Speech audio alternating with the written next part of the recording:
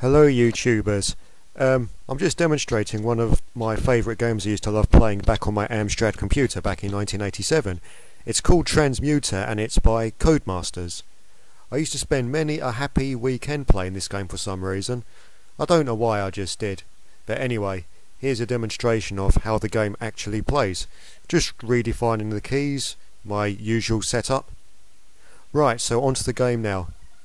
It's one of those games based on Gradius. It's just a horizontal scroller shoot 'em up, and first impressions, it's not particularly good. There's very little colour, just yellow, black and white, and as for the scrolling, it scrolls like utter shit.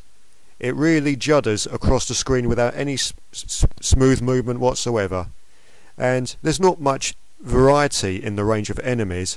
We've just got like a few graveyard shaped things shooting up bullets, a strange metal box that shoots that appears to be bananas of death or something like that, and this robot tank thing looks a bit like the Johnny Five from the Short Circuit films, appears on the ceiling and the floor of the cavern or whatever it is you're supposed to be flying through, and weapons wise is pretty much the same as Gradius or Nemesis. You've got speed up, double, bombs, lasers, add-ons and shield. But in this case, double, it doesn't fire a diagonal stream of bullets like in Gradius. It just doubles the stream from the front firing gun. So but the laser seems to be pretty useful though, because the beam instantly hits enemies, as demonstrated in this bonus level here. The colour choice is a bit better here, like you've got different coloured aliens and just like red circles with crosses on them, nothing to write home about. But they change colour throughout the level, so it isn't all bad really. And on this game, the laser cannot be used in conjunction with add-on. You can either have add-on and the standard bullets, or you can have the laser beam but without the add-ons. Now you can see that the add-on has been selected.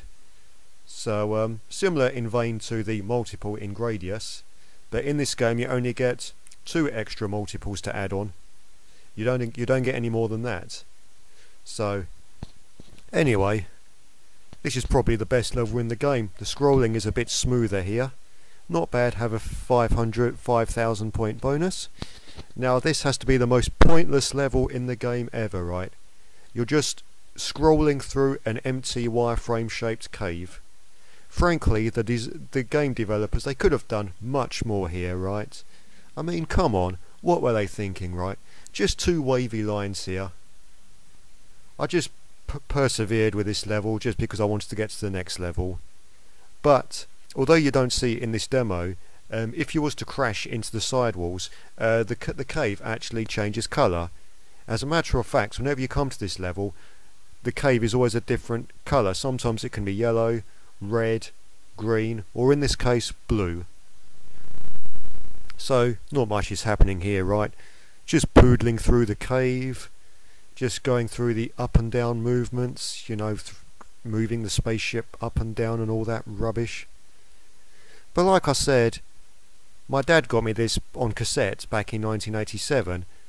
I can't remember the exact year, I think it was 1987. It was only a £2 cassette game. But I used to have hours of fun playing this game when I was younger, and it didn't seem so bad at the time. But compared to what you can get now, like as games have come a long way these days, it seems pretty much pointless, really, to say the least. Anyway, I think we're coming up to the end of this level soon, and not much to write home about this level, as I said. But anyway, we've come through now. Let's see what we got next. As we scroll into the black abyss of outer space, what are we coming up to? Oh, ho-hum, it's one of those typical blast your way through the honeycomb structures level. I remember seeing something like this on Gradius level 2. You had like these like areas of matrix that you had to blast through, so this appears to be a blatant rip-off of level 2 from Gradius. And this level seems a bit more interesting, but it's got the same shitty scrolling. But the colours look a bit better here. The white and red, they seem a little bit more interesting to look at. Now that level's pretty short really, but never mind. What have we got here? Oh, another one of those enemies that spit out bananas of death towards you. Oh, I killed it in a single blast. Now what we've got here, we're back to the first level. It's just more tricky designed, and basically there isn't any real ending to the game. It just loops throughout all the levels demonstrated here. So this game goes on forever. There's no ending to this game at all. Anyway, thank you for watching. Please feel free to comment. Thank you very much.